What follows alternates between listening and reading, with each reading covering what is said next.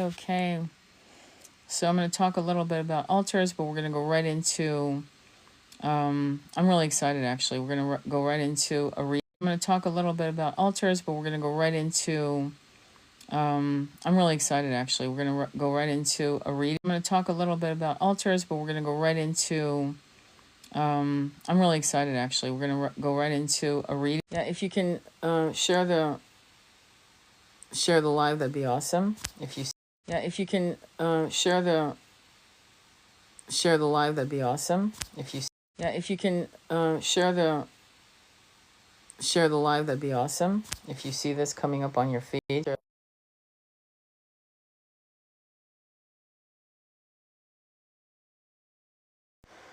Okay, so we're gonna do a reading on the collective. Today is past 12:12. You're now at 12:0. Hang on, let me look at the exact time because I can't see right now. It's 12:04. 12:04. 7. The journey. Fantastic. So we're going to do a collective reading. I'm waiting for 9 people. So if you want this to start, if you could be so kind as to share the live so that we can get as many people on board so we can start a collective reading on 12/12. In about 3 days, on the 15th, actually in about 2 days, we're going to have the final full moon. And I'm excited about that as well. If you can, go out into nature. You know what I mean? Go and commune with the moon. I don't care if it's crowded, clouded, whatever. Go see, commune with the moon, and get in line with the moon, my friends. Get in line with the moon. Communicate. This is a very important time. It's a very important timeline for all of you. Okay, and waiting for 9 people. As soon as we hit 9. We will start the collective reading, the tarot reading, and it will be a tarot reading. So if you're interested in that, stay tuned. If not, then this is not your life. It's that simple. So the last full moon is going to be coming up. Full moon 2024, which is the 15th, December 15th. I've never been so, I used to be very aware of the full moon. I used to actually lay out on the full moon. The moon has 18.6 year cycle during which the exact places rise, blah, blah. So I'm trying to find the name of this particular full moon, because some of these full moons can be very amazing. December's full cold moon. This is still Sagittarius energy. And there's a lot of energy with Sagittarius. There's a lot of fire, burning down the house, getting rid of shit, and coming up with new things. It's going to be, the full moon's going to be December 15th at 4:02 a.m. Sunday, December 15th at 4:02 a.m., which is Eastern Timeline, which is interesting because we're looking at 4:02, which is 6, and December 15th. 15 is 6, so it's a double 6. That's pretty interesting. I didn't even know that. So if you're in the eastern, part of the country, then it's going to be a 6/6 moon, which I think is really interesting. Why is this interesting? Because 6 is connected to Venus. As 6 is love. 6 is the lovers in tarot. It's a choice. Make a choice. That's why it's important. That's why it's extraordinary. That is going to be at 4:02 a.m. That means your little butts need to get up, put the clock on, and get up when the full moon reaches its zenith at 4:02 a.m. This is going to be very, very important, okay? This is, you guys, many of you don't sleep anyway. You might as well do something, right, on that day. I know I'm insomniac sometimes, and I figure, fuck it doesn't matter. Bundle up, get all nice and warm, and go outside and talk to that moon and talk. Who knows what the hell? Maybe we do have drones. You might see some. Maybe we have drones from other planets. At this point, our leadership is so whacked that most of us can agree we prefer anyone landing on the fucking earth than dealing one more fucking year with these assholes who are our supposed leaders. Okay, so I think we can all agree that we're tired of it. No one's scared. Everyone's asking, please just fucking land and end this game.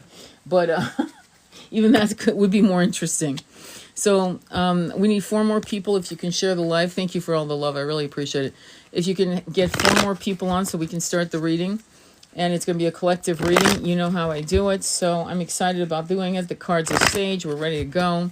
I'm waiting for a total of 9 people. So far, we're good. We got 6, but I need 9. And then I don't have to worry about going back and forth and people going, what is the reading? By the way, I won't be looking at all at the screen while I read. I just don't. So hopefully, you know, but go ahead and share the live if you can so we can start, okay? And then we'll do a collective. So yesterday at before 12, it's 12:09 now. Yesterday, you know, at 12 exact, it was 12:12, the portal of 12:12. And if you miss doing your ceremony with your beloved, your twin, or your high-level soulmate, it's 9:09 here. Okay, cool. Where is here, though? I'd love to hear where is here. You're in California, I would take it. Okay, or the West Coast, rather. Okay, so we're going to... So if you haven't done the 12:12 portal ceremony that I actually uploaded, Washington, got it, then go ahead and please do it. It's to your benefit. I know I did it. And rewriting soul contract with your beloved is probably the most important thing you can do. Okay. All right, so now I'm going to go ahead. We have 8 people. 1 more if you could join. One of you just stick around or share it with a friend. 9 is the magic number for me, I'm going to be honest. And then we can start. And I'm shuffling the cards because I'm picking up the energies of this particular group. And of course I'm coughing because when I sage, I don't fuck around. I sage. So there's smoke. Okay. All right, 9, let's do it. So the question we're asking the universe is the collective, are we in the right frequency? Is the sacred masculine and feminine in the right frequency in their healing journey? Is the broken feminine and broken masculine in the right frequency of healing? All right, and that's the question I'm asking, because you guys need to do some energetic remote healing to your beloved. I don't care if they're right next to you. If they're right next to you and they're open to this, fantastic. Sage them and do the ceremony together.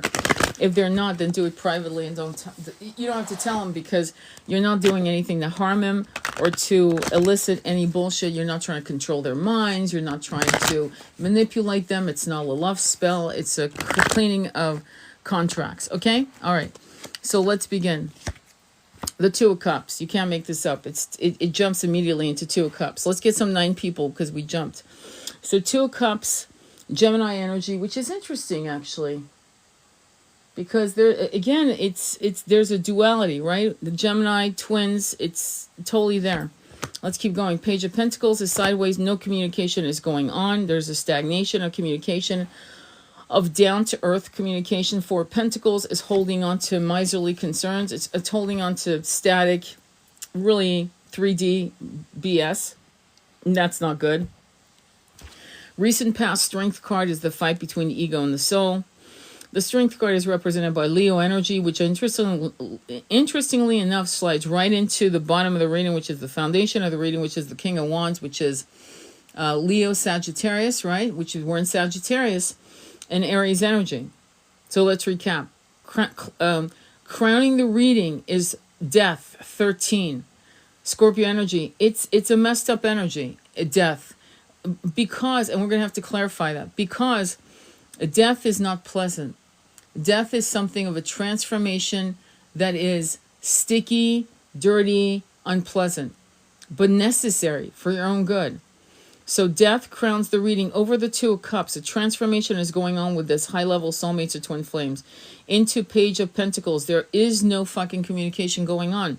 Why? Because both parties are holding on to 4 of Pentacles, miserly concerned. They're not being open. Let's keep going. 5 of Wands is outside distractions, family, jobs, distance, living in different states or an hour away or whatever. Wives, husbands, lovers, family members, children. 5 of Wands. It could be literally, you know, competition of other people, potential lovers. It could be that as well, but let's move on. 7 of Wands is defensive energy, Empress, Libra, Taurus energy is standing right here. I love that because 7 of Wands is saying, I'm fighting for something more. I'm fighting through the distractions of the Five of Wands into the Empress energy, which is outside your realm. And what that means is the cornucopia of abundance. It could be a person in the sector of the ninth sector of the Celtic cross. We have the Six of Wands. It's what you hope to accomplish or what you fear to accomplish. The ninth position is always what you fear, what you hope. And in this case, it looks like you hope for victory. Finally, the last card is Nine of Pentacles, which is one step down from the Empress, because the Empress represents the four queens: Queen of Cups, Queen of Wands, Queen of Pentacles, Queen of Swords. It's a powerhouse. It's a powerhouse of an energy. It could represent you, but it's not necessarily gender specific. All right, we're going to clarify the Two of Cups to see what's up with the message with the union. That was the first card that dropped, and that's a good sign. Death is kind of like this weird, you know what I mean? There's weird challenge. Let's keep going. Okay, so why is the Two of Cups here? Five of Wands, outside distractions. It's competition. It could be other people, other potential lovers, married spouses, whatever, or duties. So we're seeing twice we're seeing the Five of Wands, and that is concerning. Tell me what's going on with that. Ace of Wands, brand new beginning, creativity, and sexual desire. It does talk about passion, and as you know, we're seeing a lot of wands here, a lot. Finally, the last card is death, and death is being repeated again. So again, something is about to end, and something I'm hoping will begin again. But anyway, death crowning the reading. Why is it there? Ten of Pentacles, legacy, long-term legacy. Something, it also means a marriage of two families, meaning the Brady Bunch, meaning you bring your kids in the mix and they bring their kids in the mix, and you merge the families. It doesn't necessarily mean kids. It does mean a legacy is being birthed out of the ashes, something ending. Queen of Pentacles, Taurus, Capricorn, Virgo energy is standing right there. It is a very grounded energy. It's a very meaningful energy. Into the Queen of Swords. I'm going to ask if it's the same woman. I want to know if the Queen of Pentacles and the Queen of Swords is the same person that goes from being analytical, grounded and analytical and logical, and so in her mind that she's not coming from a place of heart. Okay, I want to ask, is this the same person, please? The Two of Cups. Is this the two people I'm talking about, the masculine and the feminine, please? The Nine of Swords, tell me more. The Ten of Wands, tell me more. The Wheel of Fortune. I'm going to say that it's a fight between the ego and the soul. I'm going to say it is one person. And here's why I'm saying that. Because the Queen of Pentacles is a grounded energy. As I said, the Queen of Swords is a very cold energy, very logical. The Two of Cups in this case does mean the subject is about a union, but it does also mean a partnership between the soul and the mind. And there's problems with that. Why am I saying that? Because now I'm seeing the Nine of Swords, unable to sleep, fragmented dreams, and nightmarish illusions. And the Nine of Swords is an interesting card because it's a woman that actually, or a man that could actually step away from those nightmares, but doesn't, feels completely victimized by it, and could. Hence why I'm seeing the duplicity, the back and forth seesaw of the Queen of Pentacles, which is a grounded force by day and by night, because the Queen of Swords represent Gemini and Libra and Aquarius energy, but it represents the mind. And I hate to say this, but it's true. The monkey mind, the mind, is the worst enemy if you allow it to run amok in your head. It is, hence the Nine of Swords. Hence it becomes the Ten of Wands, which it burdens. And finally, the Wheel of Fortune is upright, saying, listen, you have a choice. We're on your side. This is a good time to make decisions based on intuition, heart-based frequency. You don't have to be afraid or live in fear. But what we're seeing here is this war, and the war is within the mind. And to be honest with you, what I'm feeling on a download is that it's a war that you're having because of a masculine, and the masculine is also having the war in their mind. They're trying to actually look at love through the logical lens of a 3D perception, which you and I both know is a freaking nightmare. That's not how you approach true love. Okay, it's how you approach lust. Logically, is it smart? Is it sound? Do I shit where I eat? No, that's lust. Yes, at that point, be logical. Okay, don't go with your lust. But we're talking about true love here. We're not talking about lust. We're talking about love is not something that you try to figure out through the 3D lens of love. Talking about love is not something that you try to figure out through the 3D lens of logic. That's where you're going to be very much harmed. And this is where we could actually start seeing tower moments. Right now we have 2 death cards, 9 of swords, 10 of wands, drop your burdens. Will they drop their burdens, please? Knight of swords is an imbalance of power. It's a fast moving energy. It's impulsive. It's actually rude. Saying something that may be self-destructive. Tell me more. 10 of swords, creating a complete collapse. And what is the collapse? It's 10 swords in the back. It's actually a betrayal of the self and betraying someone else. Whatever you do, cool your jets. Don't lash out. Write an angry letter to the person. Yell in the mountaintops. But do not release your rage and frustration or your anger or your impotent,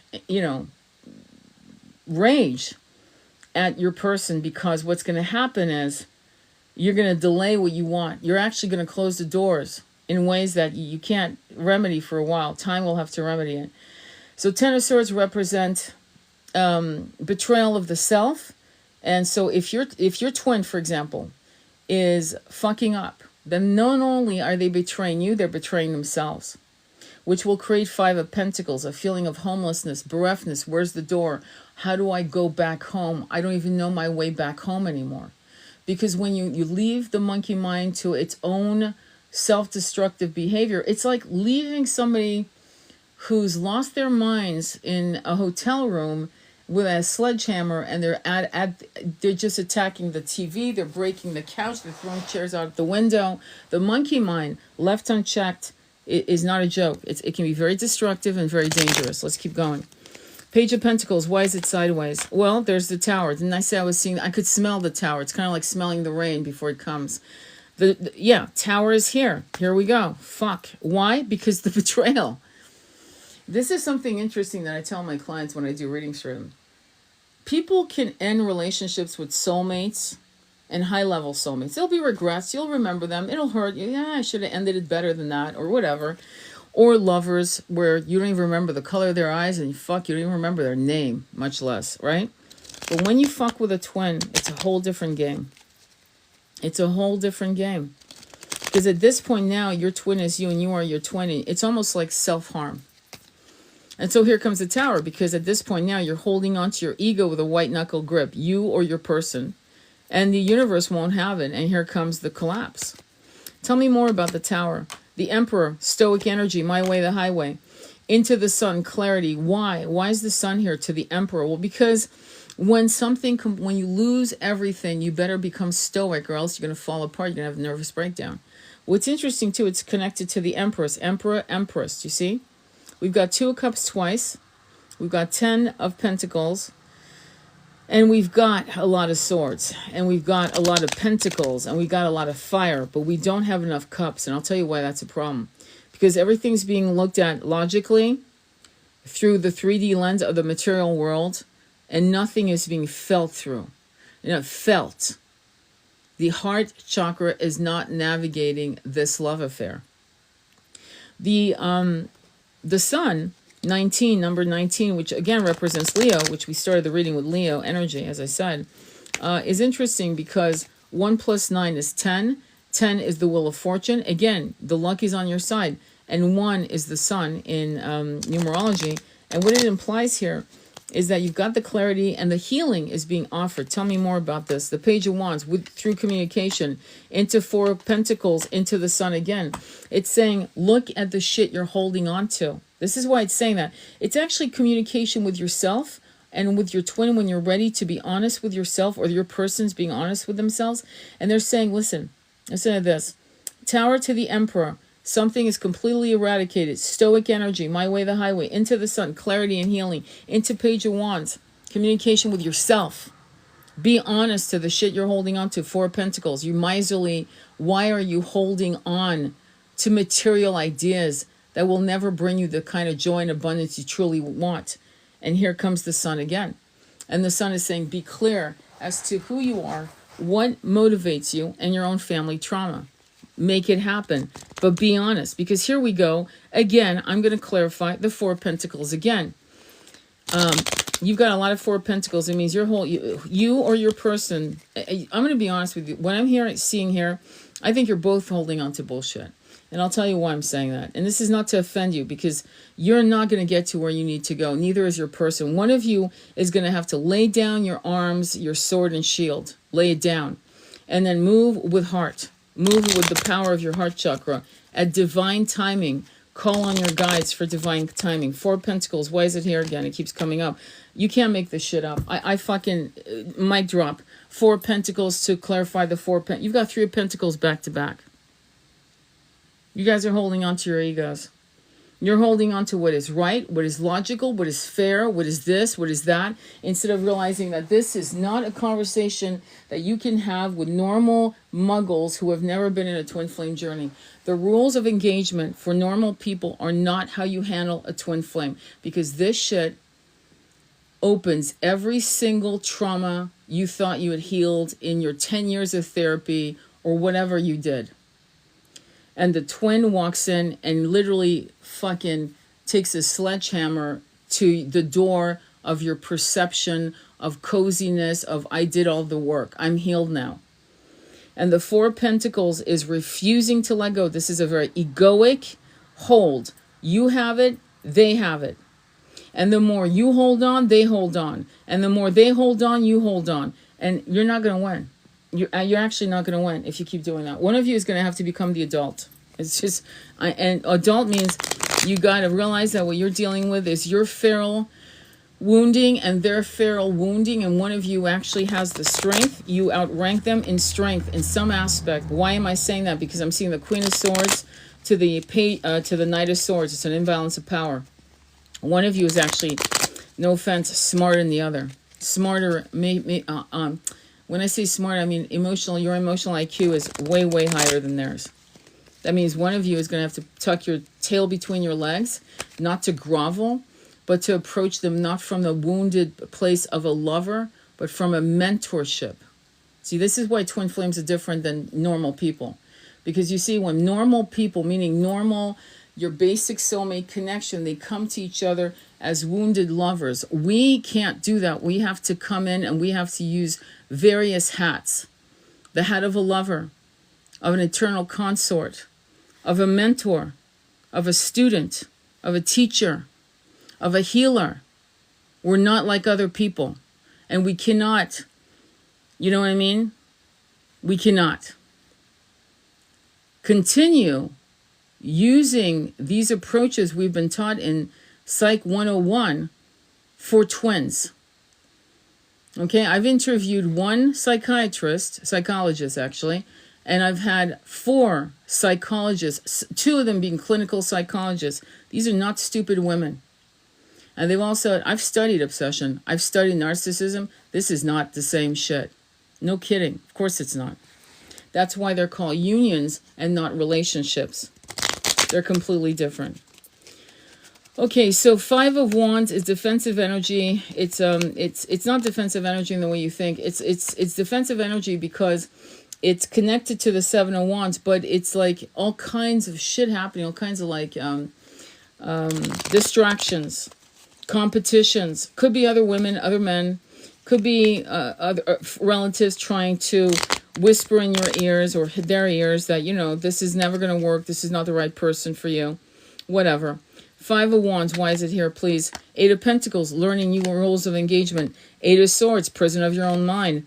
3 of Wands, the portals are open, but I'm going to say there's a third party. And the third party can be family, kids, jobs, your egos. I'm not kidding. I'm not convinced yet it's a third party, meaning another lover.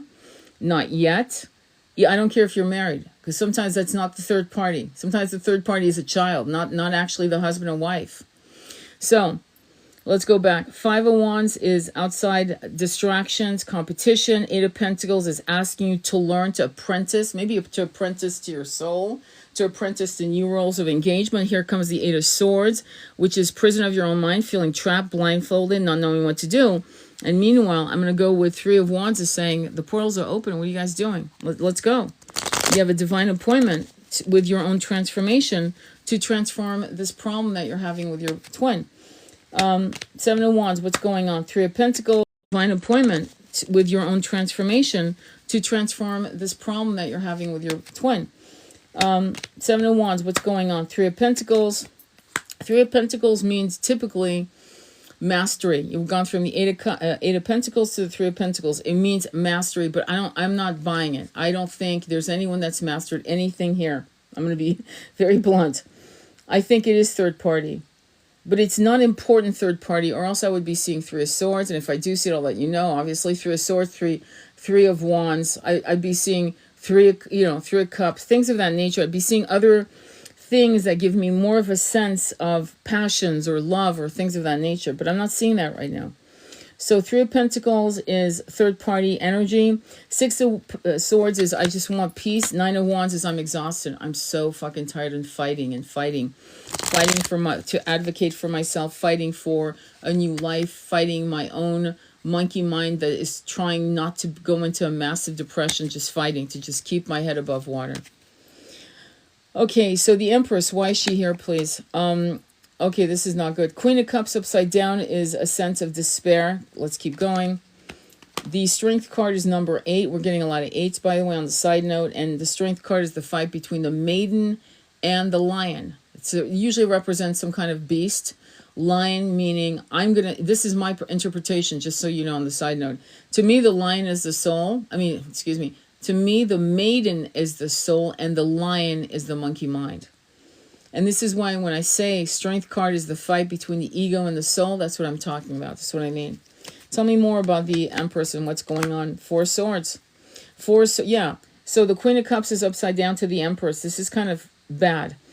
Because what's happening is there's a depression about to hit. It's not the dark night of the soul like before. But it is a fight between what do? I don't want to keep doing this anymore. The Four of Swords is trying to heal or healing from a broken heart. I would have preferred seeing Hermit, but because it would have shown me introspective energy within a place of power. But no, this is someone healing and licking their wounds. This is someone hurting.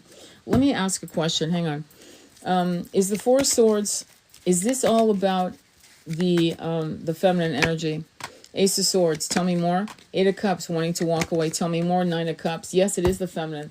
So the feminine is about to go through a transformation of licking her wounds, speaking honestly to herself, wanting only truth. Ace of Swords, cutting out the bullshit. Eight of Cups, walking away from bullshit, saying, I need more. Nine of Cups, wish fulfillment, being enough unto herself. So this is actually about the feminine. Okay, let's go right into the Nine of Pentacles. So the Nine of Pentacles is actually, again, one step down from the Empress. She's the cornucopia of abundance as well. She can help other people. Notice that we just came from Nine of Cups, so there's massive independence here. This is like maybe growing into your power, being enough into yourself, walking into your mission, so that at some point you'll be ready to be the mentor, beloved eternal consort to your twin. Nine of Pentacles, why is that here, please? Death, transformation. This is the third death card in this reading. That's a lot. Hierophant into Five of Wands. Again, you can't fucking make this shit up, man. And the reason I'm saying that is death 3 times in this reading. Death is very intense transformation of being ground to dust. Hierophant is Taurus energy at the highest level. It's number 5. It deals with communication. It actually represents the Pope. In old ancient tarot, it actually represents traditional marriages, things of that nature, but that's not why it's here. It's not representing marriage. Don't get all excited. In this particular reading, with Nine of Pentacles to death to the Hierophant, it represents a spiritual rising, like a phoenix rising out of the ashes. A massive energy of transmutation and transcendental acceptance. And as it rises out of the ashes, here we go again. I'm not kidding, with the Five of Wands. And Five of Wands is outside distractions. Now the fight isn't between you and your twin so much. It's about you coming to such an alignment to your ascension that what you're saying and what you believe is in direct conflict with perhaps your work colleagues, your friends, and your family. And it's creating conflict. It is a competition. And are they going to be able to get out of this thing, please? Judgment, making a judgment call. Tell me more. Queen of Swords, going back into logical minds. Ten of Pentacles. Are they choosing the material world over ascension? Ten of Wands. Six of Cups. The Emperor. Tell me more about this energy, please. The Six of Wands. Will they be able to ascend? Page of Pentacles. King of Swords. Eight of Swords. The problem, I'm going to be blunt.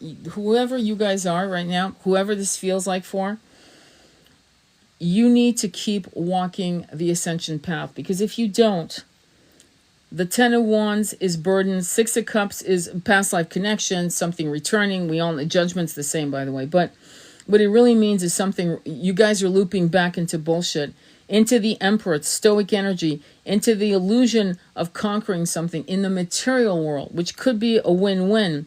But after that, what I see is the Page of Pentacles, earthly communication, just basic things. You guys aren't talking esoteric really to your lover, your beloved. King of Swords is here. Again, the Queen and King of Swords are lovers in separation, typically. And the Eight of Swords is the prisoner of their own mind and your mind. Lovers in separation, typically. And the Eight of Swords is the prisoner of their own mind and your mind. Your mind is controlling your life, basically. And your twin's mind is controlling their life choices. And the problem is that this may not resonate for all of you, and of course it's not supposed to. But be honest with yourself. Are you that hell-bent that you can't go on the ascension without your twin? Are you so hell-bent that the ascension is only important if your twin's walking beside you? And if the answer, and be honest, because you're going to have to untangle yourself from this expectation that without your twin you can't do X, Y, and Z. You're barking up the wrong tree, and the universe is not going to have it. I'll tell you that right now. What you have to do is walk your path of ascension. You will be delivered to your mission step by step by step. And if you do this with a singularity of courage in your heart chakra, what will happen is that power will be like a remote reverberation of healing to your twin. Never forget, you are not like other soul mates out there in the world. You're not. These people are not having the same esoteric, mind-blowing connections that you guys are. The telepathy, all that. I mean, I could go on, and you guys know what I'm talking about. It's not the same. So when you heal, the umbilical cord of you upgrading yourself on the ascension and accepting the ascension light codes and doing your pranayama and doing your meditations and visualizing and accepting the ascension light codes and doing your pranayama and doing your meditations and visualizing and embracing the passion of your mission in this incarnation. Believe it or not, all of that, it gets infused, and it's like an energy that just blasts into your twin remotely. And suddenly they start walking towards you without you having to scream and kick and get their attention. Because you've accepted that to be in your mission, you can do it without them. In fact, you embrace that this truth.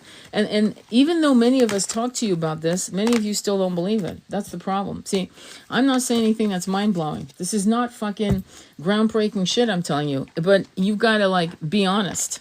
And many of you, I'm going to be blunt, okay? And I have to be, because I'm not here to kiss your, you know what? You need to be honest. You need to understand. You better, if you don't have a Doc Holiday that tells you when you fuck up, go find one. I'm not joking. Because you don't want a friend that just always agrees with you. That's a problem. The minute you have a friend that's constantly agreeing with you, you got the wrong friend. You keep that friend for shopping and your nail appointments. Do not keep that fucking friend, or basketball games. Do not keep that friend for real intense conversations where you need good counsel, that's honest counsel, so that when they say, yeah, you're kicking ass and you're doing right, you know it's true. And when you're fucking up, they'll do it with compassion, but they'll tell you, listen, you're messing up really bad. So that's going to be important. You're going to have to find yourself a Doc Holiday if you don't have one, and I think you know if you do or not. You should know that. I hope you do. Okay, so the next question we're going to ask is, what can be expected with the twin flames out there who are still in separation? I'm going to ask that question, okay? But so far, in this reading, I'm going to tell you, there were way too many swords and too many pentacles for my liking for a love story. Okay? Once you started moving into your independence, I saw an ease, but then you allowed the regression of your twin to regress you, is what I saw. Okay, that's essentially in a nutshell. All right? All right, let's go ahead and ask the question. What is going to happen between the twin couple that right now is in separation? And I'm going to give it a timeline in the next 93 days. All right, let's go. Ace of Wands, a new beginning. Passion, creativity. Into King of Swords. My God, here we go again. King of Swords is sideways. King of Swords is gender specific. It's one of the few cards, actually it's the only card, that's gender specific. If it's literally a man. Every blue moon I'll see it come up for a woman. It's because she is so pissed off and so shut down, she comes in as a King of Swords. It's rare, but it happens. So Ace of Wands to the King of Swords sideways. If he flips over upside down, he becomes the most horrific masculine. We're talking about massive cold rage. You could say narcissistic. Into Ten of Pentacles. Ten of Pentacles is, it's good, but I don't feel like it's good. It's almost like holding on to an old idea of legacy. This is egoic driven, in my opinion, because of the King of Swords. Recent past, Two of Pentacles, juggling material concerns. What was our reading just now? Into the Tower. Boom. The Tower, collapsing the foundation. In other words, right now in this reading, there is no foundation. It's collapsed. Crowning the reading is the Sun, healing, but it also, most importantly, means seeing things for what they are. And when you do, you heal. Ace of Wands, new beginnings, creativity, passion. It's actually a phallic symbol on the side note. And when you do, you heal. Ace of Wands, new beginnings, creativity, passion. It's actually a phallic symbol on the side note. So there's a lot of passion there.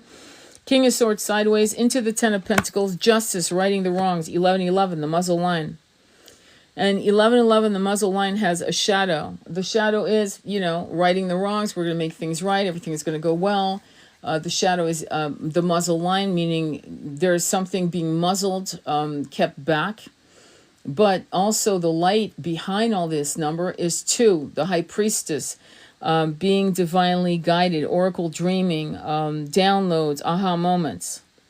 So it feels good. Knight of Sword is an imbalance of impatience, a message that comes very swiftly. It's not a good message. It's almost rude. Into the Two of Wands is holding the world in one's hand and looking at the world and saying, well, I don't know what to do. In the ninth position, what you hope to accomplish, what you fear to accomplish, is the King of Wands. We have him again.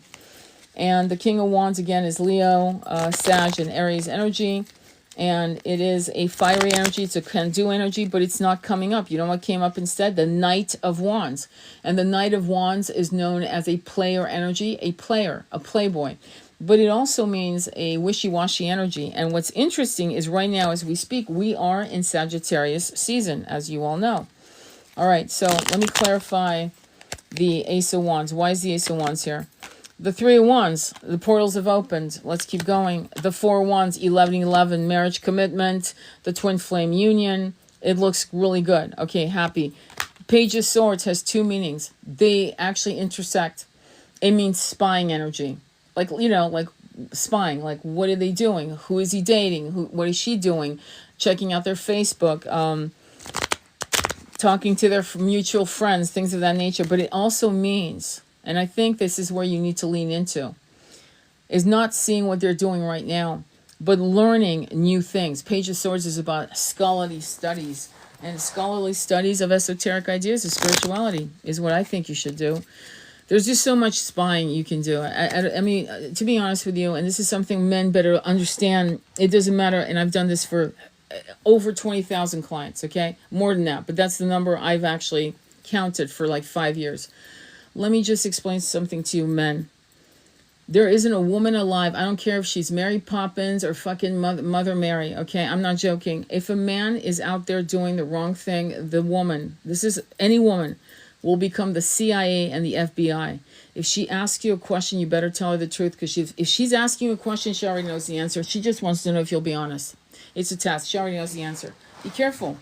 Be careful with that. As for you women, there's a point where you're going to have to let go of being the CIA and the FBI and learn about your spirituality, soul contracts, and what this all entails for your life. I'm not kidding. Okay?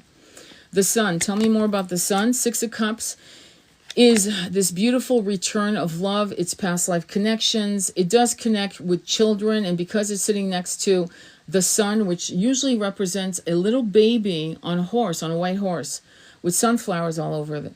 But in this case, I do feel children into Five of Cups disappointment. So I'm going to say that some of you in the last year or two are dealing with a twin having a child. And that's not for all of you, but I think it's for some of you, it's true. Tell me more. So Five of Cups, disappointment, into Eight of Swords, creating the prison of one's own mind, right? Eight of Swords is battling the inner mind and just dealing with the pain. Tell me more about the King of Swords sideways. The Five of Wands, outside distraction. The Queen of Wands, excellent. The Queen of Wands to the Page of Cups. So there's outside distractions. It could be another woman. Is the Queen of Wands the feminine, the divine feminine we're talking about here? Six of Wands, yes it is. So it is you. Okay, so let me tell you some news. So the Queen of Wands to the Knight of Wands. Again, we're dealing with an imbalance of power. You have more power, emotional intelligence, and knowledge than your twin. For the most part, I would say that's true. Power, emotional intelligence, and knowledge than your twin. For the most part, I would say that's true. But you want him to be an equal, King of Wands, but it's not. That's why he's coming in as the Knight of Wands. Knight, like knight in shining armor. Tell me more about the Ten of Pentacles. What's going on here, please? Nine of Cups, wish fulfillment. Great. Nine of Cups. The Ten of Pentacles is I want family. I want to merge our families. I want a legacy. I want something to last forever. Got it. Nine of Cups is I'm enough into myself. Eight of Cups is I'm walking away. I want more. And the Queen of Swords is, here we go with the problem, the Queen of Swords. Remember, the King of Swords is sideways and the Queen of Swords is here.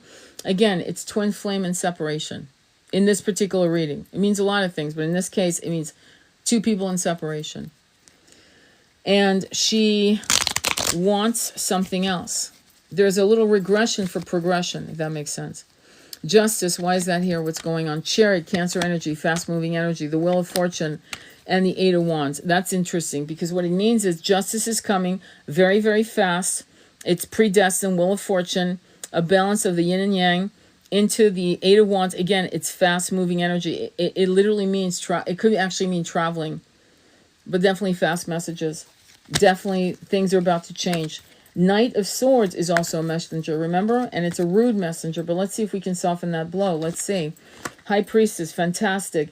High Priestess is you getting downloads into Temperance. Angel Michael is going through the transformation of both of the Two of Cups, which is he's helping in the transmutation of the twin flame couple in separation and upgrading you guys, hence Temperance. Temperance also means somebody returning. So the Knight of Swords, which is a very impulsive energy, we're getting a lot of speed here, a lot of trajectory, like rockets being launched, of conscious awakening and dreams, High Priestess, into Temperance, transformation, into the King of Pentacles, a grounded energy, King of Pentacles, Virgo, Capricorn, and Taurus energy. Tell me more about the King of Pentacles. How's that going? Ace of Wands, new beginning. Chariot, again, fast-moving energy into the Two of Swords. Something is coming fast. It's a brand new creative opportunity. Again, Chariot is represented, and now we have the Two of Swords, and the Two of Swords is blindfolded energy. It's like a tsunami coming, and the person doesn't want to believe that such a thing could happen. Are they going to be okay with the Two of Swords? King of Wands, great progression. Knight of Swords, impulsive energy, Four of Wands. It might be that the person comes to you kind of like in the movie The Notebook, in the rain. I don't know if you guys remember that scene where he's just, what do you want? What do you want? Remember that scene? And so don't get pissed off. It could be for one of you where you guys just lose your shit and that creates a union. Believe it or not. And I don't mean something crazy like I'm your twin flame. Please don't do that. Don't do that. Okay, unless they've woken up to match you in 4D. And even then, let them tell you what the soul connection is. But what I'm seeing is that the King of Wands is going through the transfer. He becomes the King of Wands, which is really, really good news. Because now we have the King and Queen of Swords, and we have the King and Queen of Wands. which is what we wanted. And there's some kind of impulsive, like, fuck this, I'm sick of playing games. And there's a declaration, 4 of Wands, 11, 11. 2 of Wands, what happens? Do you guys go deer in the headlights? 9 of Wands, exhaustion. Page of Pentacles to the 10 of Cups, emotional fulfillment, marriage commitment. Be careful of being pissed off and wanting to punish your twin. I'm not kidding. If your twin, like, comes at you and wants to declare, and you've shut down because this has been a very painful journey, try to not throw, you know, your anger in the middle of the mix, because that's going to close the door again. Be patient. Again, I'm not asking you to be a welcome mat. This is not about that. This is about you deciding what you want. Let me put it this way. If you didn't want this, you wouldn't be listening to me at all, or anyone like me. You would have moved on. You'd already be healed. You'd be over this shit. You'd be dating other people. So you want this. But don't get it twisted by being an impulsive little 5, 6-year-old little boy or little girl. Like, try to calm your jets, or say, look, this has been intense. Give me give me a 5 minutes right now. Because it could be, where the fuck have you been? And how dare you suddenly think I'm going to run into your arms like I've been waiting all this long. You know, you could resent the hell out of this sudden declaration. Try not to sabotage this. Knight of Wands, why is that here? Magician to the High Priestess, fantastic. 6 of Wands, conquering hero. Emperor, my way the highway. And again, do we have, I'm looking, do we have an Empress here? I didn't see an Empress, hang on. Tell me more about the Emperor. Is this going to be good for all of them? Magician is manifesting in the material world. Yeah, there we go. We do. We have High Priestess and the Magician. Tell me more about the Emperor. Is this going to be cool? 5 of Swords, mental conflict, the fight between the ego and the soul, and the Page of Cups. Try not to be in your Emperor energy, my friends. Both of you better calm it down, because I could see a fight coming out of nowhere. Like, literally, the universe has done all its work to tear everything down in our last readings with the Death card, with the Tower, all of that. Finally, you guys are ready, you're transformed, and the frustration just comes to a high pitch where it's like a boiler exploding. Are they going to be okay after this? 8 of Wands, 4 of Pentacles, oh Jesus, 10 of Swords to the Knight of Cups. You know, I mean, you're still going to win with the Knight of Cups, but there could be fast-moving energy holding on to your material concerns. You know, it's funny. I'm going to tell you something that's really funny. I do readings for clients, and I'll do readings on their twin. We'll confirm it's a twin, blah, blah, blah. And then I'll say, you're married to blah, blah, blah, and you have children and whatever. And I'll say, if your twin came to you today, would you be able to move in, start a life with them? And do you know what many of them say? About 20%, I'm not ready. Then why are you begging your twin to be there? It's an ego game. Like, why are you holding space for your twin to be there when, if the chips were down, if your twin called you up and say, I'm buying a house, I've rented us a house, bring the kids, I bought a puppy, we're ready to fuck up, and say, I'm buying a house, I've rented us a house, bring the kids, I bought a puppy, we're ready to fuck can start all life. You don't want that. You don't know why you don't want that, but you're afraid. You don't even know why you're afraid. It could be that your kids are under 5. It could be the fact that I don't know. But before you keep begging the universe for a union, you better be ready and be honest. Again, honesty is going to be really, really important. Are you really ready for your twin? A lot of you won't leave your marriages, not because you love your person, but because you're afraid of being alone, and you'd rather be in a shitty marriage than to be alone. You want to have a bridge that bridges you from the marriage to the twin. And what do I tell these clients? You leave for yourself, not your twin. Because if you leave for your twin, you will step off that bridge and fall right in the water, in the icy water of disappointment. Because that twin will run. Because now you've made it very, very obvious that they're responsible for you ending a marriage. A marriage was already ended before your twin ever walked in. You just kept it alive with a fibrillator or whatever. You know what I mean? So you're going to have to be honest. You've got to be real. Are you ready? If you're not ready, then the energies that you're putting out on your twin It's for the future. Which future? I don't know, in 10, 15 years maybe. It happens. People aren't ready to come into union when they have little kids. They're ready when their kids are 14, 15, 16, or out of high school. And suddenly things change, and it's time. It just is, and no one can explain it. The doors open up, and it's ready. But you got, kind of like go within and ask yourself the right questions. Do you really want to be in union with your twin? Or is your twin, are you asking your twin, this is egoic, okay? This is where you really want to be in union with your twin. Or is your twin, are you asking your twin, this is egoic, okay? This is where you have to heal this shit. Or do you just want to clear yourselves because you want to win something to make yourself feel good about yourself, that you've been chosen. And then when the chips are down, you would never leave your husband or wife. Never. Never in a million years. At least not for now. That's the truth for now. And that's not an easy inner dialogue to have. Some people really are in love with two men or two women. They really are. And they can't choose. Sometimes one of the spouse has the big C, cancer, and can't choose.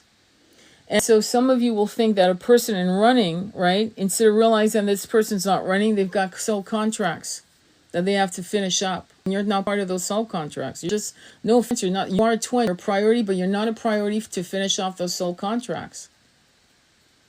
So I think what I'm seeing in these readings is that number one, monkey mind is really the boss of you guys.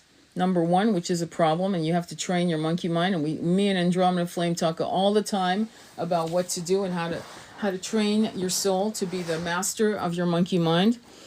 Number one, and it is not an easy task, but little by little you'll get there. And then after that, you've got to like excavate with a ferocity that you will not give yourself mercy. You have to, and say, I'm not ready now, but I think I could be ready in 10 years. That's honest. Or I could be ready in 2 years, or I'm ready now. But then you have to be honest. They're not. They're not ready. Why? Because they're with somebody and they have a special needs kid. And it shows that that person's a good person. They're loyal to their family. And they have a special needs kid. And it shows that that person's a good person. They're loyal to their family. You should never denigrate your twin for keeping their word for the children.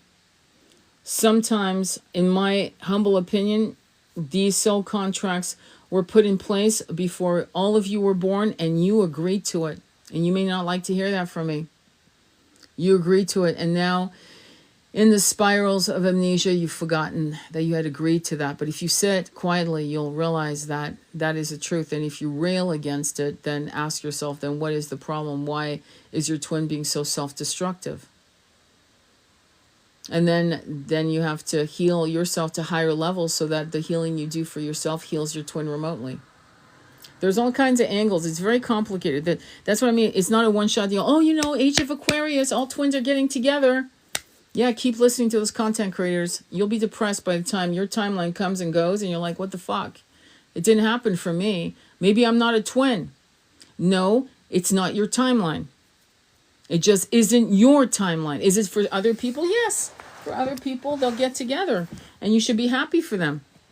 They're ready. They've done the work in many incarnations, not just this one. Trust me, a lot. They've earned their stripes, and they're going to come into final union, and you should be happy because it means you too can be there. You too can be there.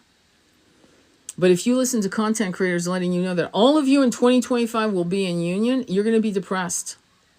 And rather than lie to you and tell you what you want to hear, I'm going to tell you what is going on. And from what I'm hearing, if you're attracted to this live, even if it's a recorded live and you hear it on my YouTube channel, it's going on. And from what I'm hearing, if you're attracted to this live, even if it's a recorded live and you hear it on my YouTube channel, it could be yours. And it may not be. It might be all on your twin's deal, or it could be all on your plate. Maybe you're the twin that's a runner and you don't even know it. It's funny how runners sometimes think that they're the chasers. I'm serious. They're not the chasers. They just want to win the gold ring. They want to know but they're actually, when the chips are down, they wouldn't move. And why do I know that? Because I was the runner. So I know exactly how that looks like. Did I become a chaser at some point? Yeah, I did. But then eventually I became the educator. I didn't want to chase anymore. I was like, fuck this. I'm dropping the ball. I'm not even catching this anymore. I'm done.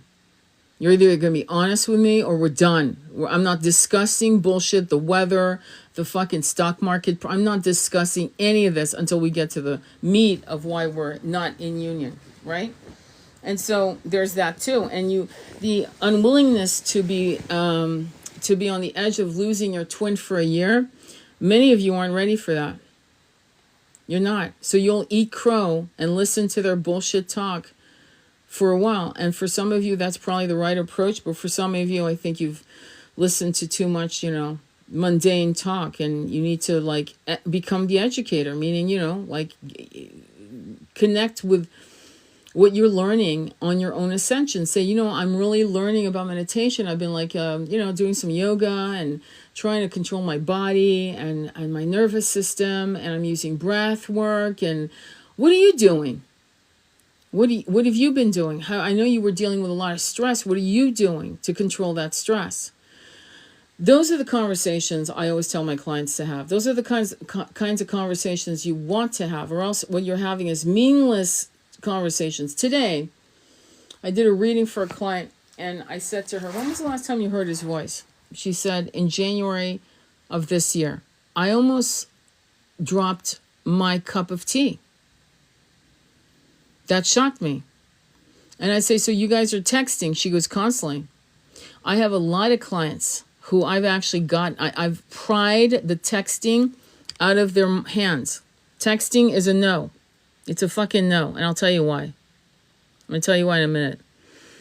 Texting precludes your twin from hearing your voice. Now, why is this important? Because you see, your voice isn't the voice you have right now. Like the voice I have right now isn't the magic. It's not this voice, this accent, this and that. There's a timbre that my soul emanates using the throat chakra to create sound. You understand? And it is that subtle vibration that emanates from my soul, creating the voice box in my throat chakra, that is nectar to the ears of my twin. Not your twin and not you, but my twin. And so when my twin hears my voice, it is nectar to his ears and melts him. It puddles him from within. And so the advice I gave her, no more fucking text. You leave him voice notes. He needs to hear the nectar of your voice. Because as long as you continue these texting drives me crazy. I'm on my way. Baby, I can still taste you in my mouth, texting. Do you need some milk tonight? That's about the essence of texting in my book. But after that, it's voice notes. Because then they hear the nectar of your voice. And it does something to twins. I've yet to meet a twin who's told me that the sound of their twin's voice feels like nails on the chalkboard. I've yet to hear that.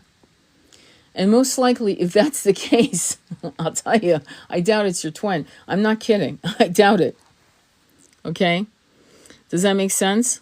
So that's one thing I want to teach you guys. Okay? Because one of the things I can tell you is that we may not have done FaceTime, but I can give you a story of a couple. He was British. He was a London chef. He knew Gordon Ramsay. He knew all these guys. So he's up at 2, 3, 4, 5 o'clock in the morning cooking, right? In those high Michelin star restaurants, okay? She was Hispanic, and she lived in L.A. And one of the things that they had established early on in the relationship, and they were twins, by the way, and I'm not convinced they were flames for that long. I think they graduated very, very quickly to Ray. And when I say Ray, by the way, just so you know, I mean like preschool level, okay? Not Avatar level. But anyway, okay. And she could FaceTime him day or night. He'd be groggy. He didn't give a shit if she called, because that was the love of his life.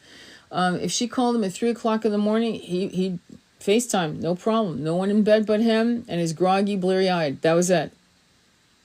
Me and my twin, myself and my twin, our phone codes for the whole entire time we started coming into union was the same number. Same exact number. My passcode was his passcode. His passcode was... The screensaver was the art that he loved. I'm an artist as well. My passcode was his passcode. His passcode was the screensaver was the art that he loved. I'm an artist as well. He had my art on his phone. I had my art on my phone because it wasn't because we were. Trust me, we weren't wearing the same T-shirts. Okay, stupid shit like that. But I'll tell you one thing: if you needed my phone, there was no issue. It wasn't like, oh my God, no, my phone. Oh, it's very private. This thing that they're teaching in society about the phone being private is absolute fucking bullshit. My passcode to my debit card, he had it. I had his. Same number. Do you understand what I'm saying? Like, stop playing under the rules of engagement that people are putting out that are creating more and more mistrust and separation with people. That's my advice to you. And to be honest with you, it worked for me. You know, at the end of all the shit, and if you knew the shit we went through, you would be amazed that I was amazed that we ever came into union, but we did. Even in separation, passcodes were the same, shit was the same. Anything I wanted, anything he wanted, it was there, even at the weirdest moments of silence. But towards the end, I was shocked. His passcode was the same, so was mine. So I'm not sure where people are getting this idea that the phone is like off limits. I would say that we got to a place, and my whole family's like that, just so you know, where we would share locations in case, you know, we needed help. The phone got lost. You know what I'm saying? The paranoia that I'm seeing that's been normalized by our society, and you guys are playing up on it, like texting only, not fucking leaving voicemail, not doing FaceTime, not having these agreements. It's kind of bizarre to me. It's like, where are you guys? Well, what's going on here that's normalized? And if you've been raised under thinking this is normal, under your roof, with your family, I mean, seriously, like your parents did this with, I mean, I don't think how they could have done that. They had flip phones in those days, but whatever. I really want you to think about this, because trust is trust, and trust should be unconditional trust. That this is like the very minimum. Okay? I have my son's code. He has my code. No one gives a shit. No one cares. Do you get what I'm saying? Because there's a level of trust that has to be in families, with lovers, with husbands and wives. You need to, if you don't have that, you need to establish it. It's really that simple. Okay? So, any questions or comments? I mean, it's just, you got to just rethink some of the shit you've been taught by nefarious characters. You know, these how to get a woman in bed, and it's all about manipulation, you're in neurolinguistic programming. That's not cool. It's not cool at all. You don't have to manipulate people to do what you want. You just need to establish rules of engagement, boundaries for yourself and them, and unconditional trust until further notice. And if they then break your trust, then they have to earn it back. They have to earn it back. But you also have to have, you know, you need to like honor your high priestess psychic energies. You know what I mean? You have to. All right, so let's go right into the final reading. Most creators don't ever mention these important things on the journey, so thank you. Oh, that's very cool. Most creators want to give you the Ken and Barbie story, okay? And that's actually what makes me and Andromeda Flame different. We won't give you the Ken and Barbie story because there are too many examples that none of this is the Ken and Barbie story. This is a rough, muddied, battle-weary, dark night of the soul on levels that no one can understand. In fact, when you tell your friends that you're still depressed over your twin and you're going through, they're actually going to shame you and say, what, you're not over him, her? You're not over that person? They don't understand. So some of the content creators that are creating a lot of the content are creating shit they've mimicked and they've parroted, and it doesn't come from their own experience. I'll tell you that. I'll tell you that. And so it's sad that they're not talking the truth. It's sad. They want viewership. They want likes. And people, when you tell them the truth, they're not going to like it. I'll tell you, they're not. And but you need some Doc Holidays in your corner, else you're not going to make it. Make sure you have a Doc Holiday. Make sure you have coaches and spiritual coaches or your doc holidays. It's funny how we respect Shaolin masters and how they teach. And teachers like, you know, how when you martial art teachers and like Bruce Lee type of people and people that would knock you on the head and go, you know, fucking wax on, wax off, shit like that. I mean, people who really were real teachers sometimes knocked you on your head and said, wake the fuck up. What are you doing? You're fucking up. A good teacher does that. A bad teacher doesn't teach, it kisses your ass. And that's not a teacher. You've got yourself a bootlicker and you've hired them to lick your boots. And that's not going to teach you anything, honestly. That's why I go to my friend, I go, am I fucking up? Because I want to be, you know, I want to know if I'm fucking, please tell me so I can repair this because I don't want to be feeling this way. I don't want to, you know, live in illusions. All right, so the question we're asking the universe is, what can these people in this particular live, all of you, and the ones that are going to hear this recording, believe me, there aren't that many, but it's on YouTube if you want to hear the whole thing at some point. I'll upload it. And you'll have to be patient because you'll have to push it forward because it'll echo and echo and echo because you can thank the great technology at TikTok on these lives. But go ahead and check it out if you want to from the beginning. I'll see if I can cut out the first 10 seconds. But anyway, the question we're asking the universe is, within the next 6 months, what can the people in this particular live can expect for 2025, first 6 months of 2025? Okay, left. 7 of Swords, into the Sun, sideways, into the 9 of Swords. Okay, the reason why this is coming up and I'm being told that is because there's a lot of, if you think this has been an interesting last few years, you know, it's going to get more intense. 7 of Swords isn't, it represents you, but the only way you're going to lie to yourself if you continue doing what we just discussed not to do. 7 of Swords is lies and duplicity.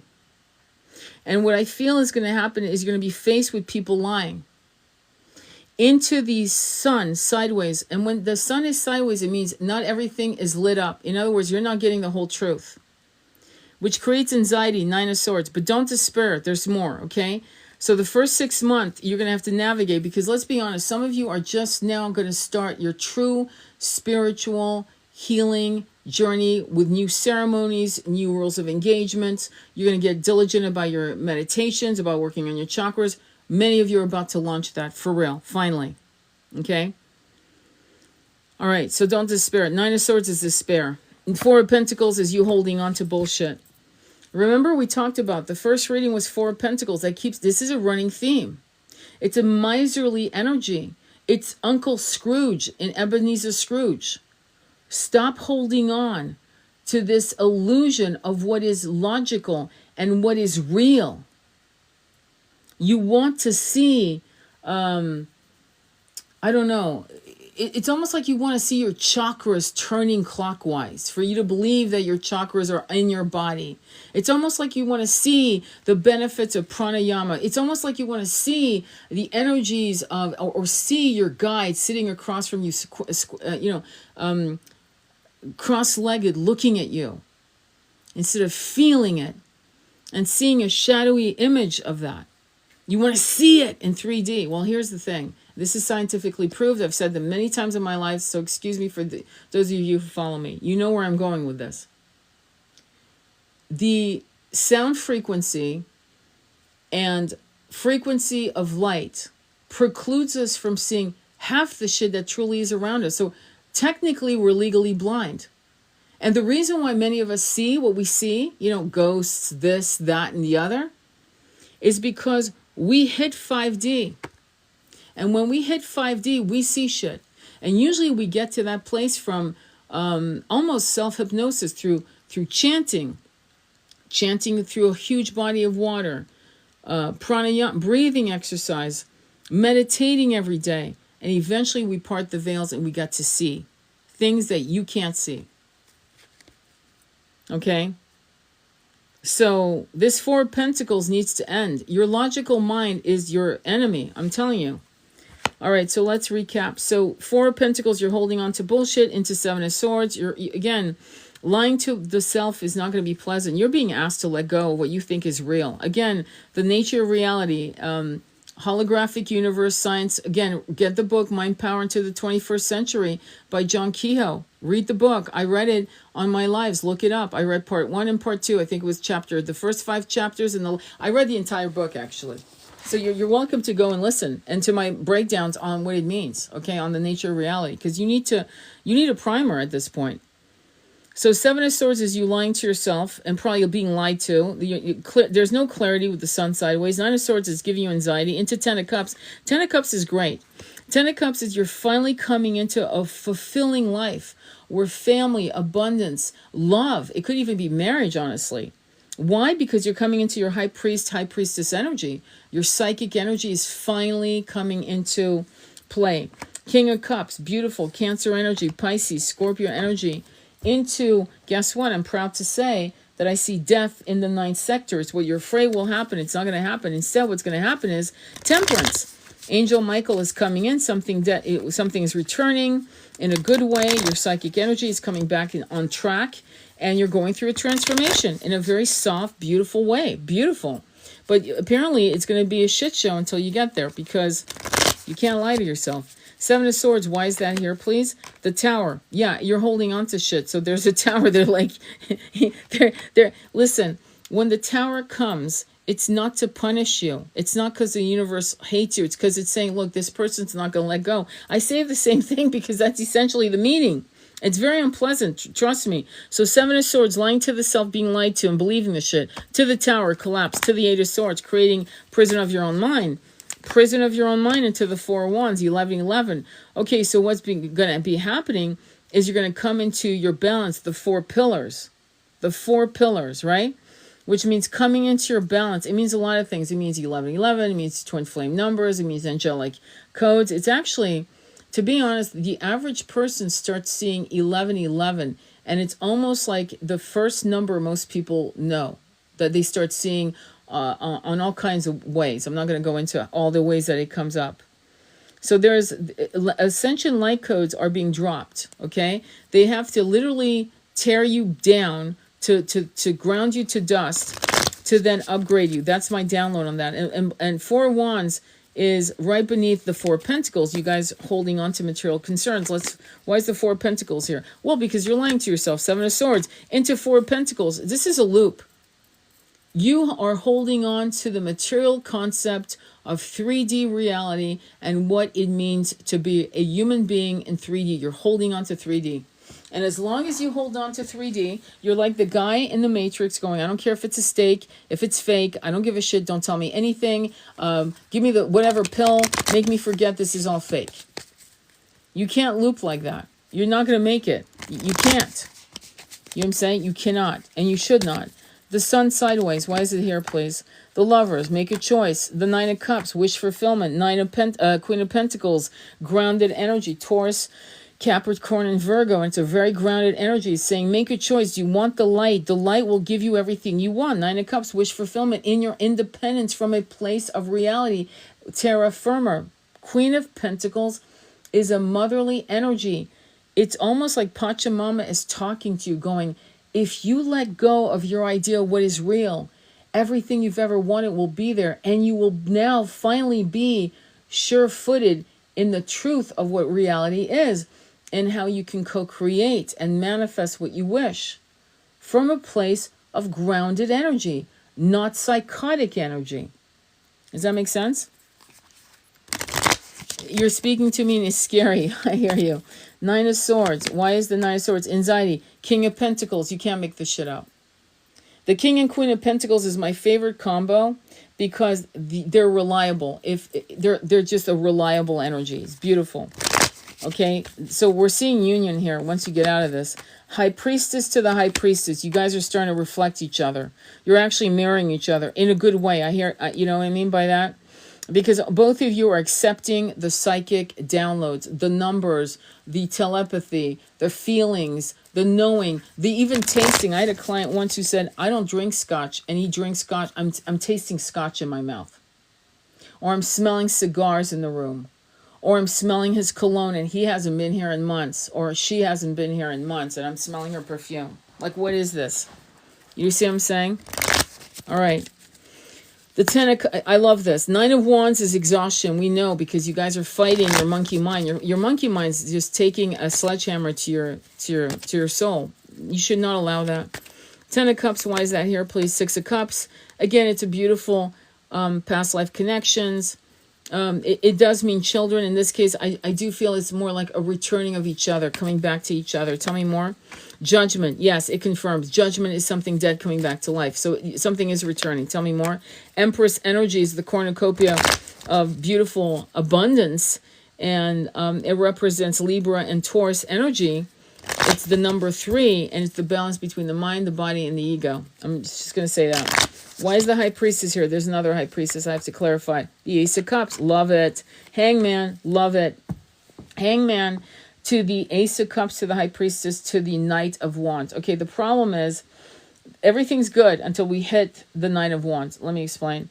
So the High Priestess is seeing love coming back, because what happens with twins is when they separate and they come back, the love gets more beautiful, more sweeter. There's more nectar to it. There's more understanding, and they might separate again for 8 days, and then they come back and it's new love again, because it's a reincarnation with more light codes of ascension, things of that nature. The Hangman is looking for things from a different perspective.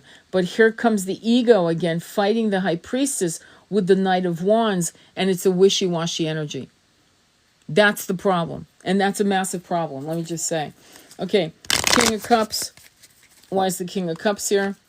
The Ten of Cups. The Ten of Cups is to the south and to the north. There are 2 Ten of Cups. That's fantastic.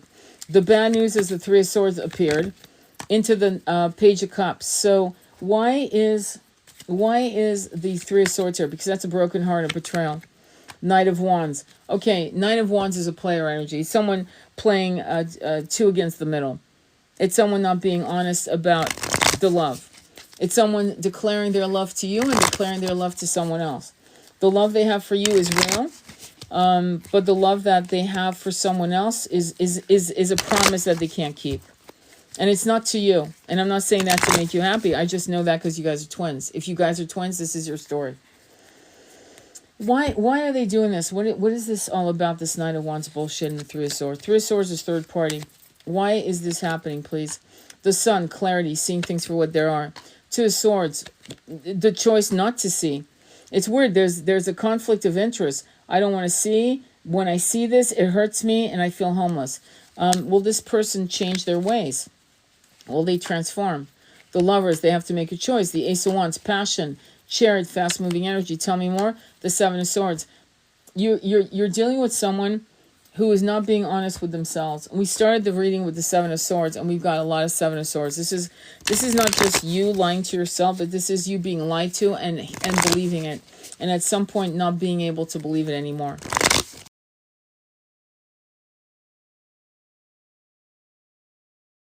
Conflict into Eight of Cups, walking away. Is this relationship in the next 6 months going to be okay for them? Are they going to be okay? Four of Pentacles, holding on to shit. Six of Cups, looking at the past. Temperance, going through another transformation. Is this relationship with themselves in the 6 months in 2025 and their beloved going to be okay? The Hangman, seeing things from a different perspective. The Three of Swords, a broken heart. The Nine of Swords, impulsive energy. Tell me more. Hermit energy. Hermit is introspective energy. Tell me more. The Lovers, make a choice. The Six of Swords, moving into calmer waters. Tell me more. Three of Pentacles. Is this mastery? Nine of Cups. Yes. This is 2025 is going to be what I'm giving you here. Okay, just so you know, is like a GPS. Now, when you plug in the address, going to be what I'm giving you here. Okay, just so you know, is like a GPS. Now, when you plug in the address you're going to, let's say you're going to San Francisco, or you're going into whatever, right? And it says, you'll be there in 1 hour. And it says, at midpoint, it says accident ahead. And essentially what I'm telling you is you've got an accident ahead. And the accident ahead doesn't mean that it's going to happen. It means that the universe is saying, based on the energies right now, right? And we did have a lot of Seven of Swords. We did have a lot of issues, right? Remember? Okay. That you guys can actually overcome my reading. What does that mean? It means that you can actually say, starting now, Me and my beloved are honest with each other. I'm so grateful that she is always so honest. They always tell me where they at mentally, emotionally. They open their hearts to me. I'm so grateful. Our relationship is so filled with the riches of honesty, integrity, and trust. I'm so grateful. And so what you would be doing is seeing the opposite of what I've just seen. Does that make sense? Any questions on that? Do you understand the logic to that? Because if you go with what I'm saying and you co-create this because you heard me say it. Now, could this happen to some of you? Yes. Yes, it can. But the end result is that maybe you're on your second year with your twin flame and you haven't gone through the whole rigmarole that many of us have. I mean, many of us have earned our stripes, okay? We're at it for like 30, 40 years. I'm just going to be blunt, okay? And if you're on your first 2 years of relationship, then you're going through what many of us went through. Bullshit, lies, and other people involved. I'm sorry. But and you're going through what many of us went through. Bullshit, lies, and other people involved. I'm sorry. But some of you, this is a behavior that is like a repetition. It's kind of like an alcoholic that goes dry for 3 months and then can't and needs a drink and goes on a bender. Okay? So your twin, you're going to have to look at this and go, am I the one doing this? Number one. Are they the one doing this? And I refuse to see this for what it is. I refuse to trust my feelings that they are with someone else or doing something else. And I feel it in my body. I feel it to the point where I'm bent over. Like it's hurting me on a physical level. And at that point, you're not really asking them, are you doing this? You're like making sure to let them know, I can't continue this. I'm not asking you to break up with them. I'm saying, I can't continue being your lover as long as you can't commit to us being just you and me, or else you're giving me spiritual STDs and I don't want it. And they might deny it. And if you feel that they're lying in your body, not your ego, okay, not the wounded little girl, little boy, but I'm talking about your body is telling you, yeah, they're not being honest, then you need to honor yourself and honor your high priestess energy or high priest energy and say, listen, I wish I could trust you, but I don't trust this. But I would like you to do, is write on a daily, on a 369 type of situation, I'm so grateful him and I, or her and I are in union and we're doing so well. We communicate every day and there's so much honesty and integrity and laughter and jokes and we're actually ascending together. We're sharing wonderful knowledge together, this and that. If you do nothing, then, and this sounds like you, if you do absolutely nothing, then this is what's going to happen, because even apathy is a choice. And I'm asking you to co-create with the universe the opposite of this. That's what I'd like you to do. And you have the power to do it. Sometimes you don't. But if you don't try, you don't know. You don't ask the universe for anything, it can't offer you shit. You give the universe the opportunity to help you. You say, please help me on this. Show me, guide me. How do I make it so that me and my twin, you don't say, I don't want him to cheat or I don't want her to cheat. That's not what you do, okay? That's the wrong way to do this. You say, we are monogamous. We are honest. We are trustworthy. We trust each other. And we both, we are monogamous. We are honest. We are trustworthy. We trust each other. And we both deserve the trust. We've earned the trust. And whatever the hell else qualities you want to throw in, you kind of get the idea. I don't want to kind of go back and forth. You know what I'm saying, right? Any questions or comments? Any questions or comments? Thank you, Polly, for being here. Any questions or comments? The promise versus the twin flame. Let me see here. I'm trying to see if I've missed any comments. You're speaking to me and it's scary. Okay, any other questions on this? It's funny too, because the question originally was, where are you guys going to be in 6 months? How are you going to do? And the twin came in. This is what happens in readings. The strong force comes in over the basic questions. So when you do a reading with me, don't be cool. Don't try to like come up with really cool questions. Let's just go right to it and get to the meat of the story, which is the twin, because it's going to come out no matter what. Tell me more about the people that are going through this journey. Two of Pentacles, Judgment, into the Six of Swords, into the Three of Swords. Some of you are going through the juggling of the material world, discernment. You're looping, Judgment, something dead coming back to life. You want peace, but you're moving into the Three of Swords, which is a broken heart. Tell me more. The Emperor, Stoic energy, High Priestess, into the Seven of Pentacles, into the Four of Pentacles. Honestly, I'm talking to you, many of you, this is the truth. Because the problem with you guys, and again, the Four of Pentacles is this miserly holding. I keep saying the same thing because I'm shocked. I keep seeing the same shit. Let me explain. The Emperor to the High Priestess. Why? And listen to this. It's like reading the newspaper. Stoic, materialistic, questing, Wall Street minded, logical powerhouse, the Emperor. Conflicted against the High Priestess. Why am I saying? Because the Seven of Pentacles is, what do I invest in? My High Priestess energy or the Emperor energy? Trust me, that's what it's saying. It's not the High Priestess clashing with the Emperor. It's you and your twin creating in your own avatars, your own bodies, the clash between being stoic and hyper vigilant and hyper independent. I don't need your fucking ass. I don't need you. I don't need you either. That kind of energy of stoked, and not going with the High Priestess energy, with just all your psychic energy. It is the original truth of who you are. In other words, before you ever take bodies, before you incarnate, you are always the High Priest and High Priestess. You are always the electrical, magnetic, crystalline light that shimmers and pops and can actually transform itself into any form it wants, anything it wants. At a moment's notice. Why? Because it's no longer cluttered by the monkey mind. Hence, it can manifest at the blink of an eye. But you guys don't believe that. So you're fighting. So you're more interested. This is what's crazy here.